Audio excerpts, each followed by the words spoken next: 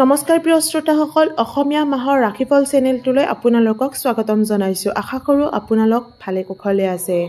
আজি আমি এই ভিডিঅ'টিত তুলা ৰাশিৰ জাতক জাতিকাসকলৰ অক্টোবৰ মাহটি কেনেদৰে পাৰ হ'ব তাৰ বিষয়ে আলোচনা কৰিম। জাতক জাতিকাসকল, আপোনালোকৰ এই মাহটোত ভগৱানৰ ওপৰত বিশ্বাস বৃদ্ধি হ'ব। লগতে মনটো আৱেগিকভাৱে শক্তিশালী হৈ উঠিব। এই মাহটোত ভগৱানক আপুনি বহুত ধন্যবাদ কৰিব।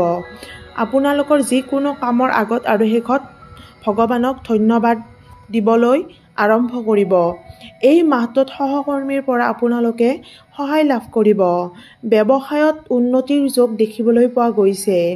আপোনালোকে এই মাহটোত ব্যৱসায়ত যিকোনো লাভালাভ পাব পাৰে। টকা পইচাৰ ক্ষেত্ৰতো আপোনালোকৰ বাবে এই মাহটো অত্যন্ত শুভ। এই মাহত আপোনালোকে বিভিন্ন ধৰণৰ কাম কাজ কৰিবলৈ আৰম্ভ কৰিব।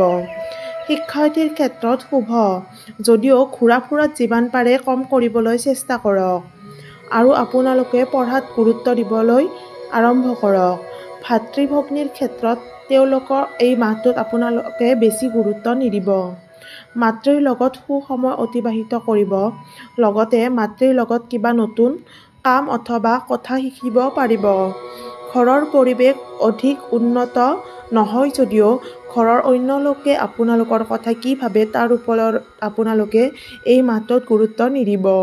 বিনিয়োগৰ ক্ষেত্ৰত এই মাহটো শুভ।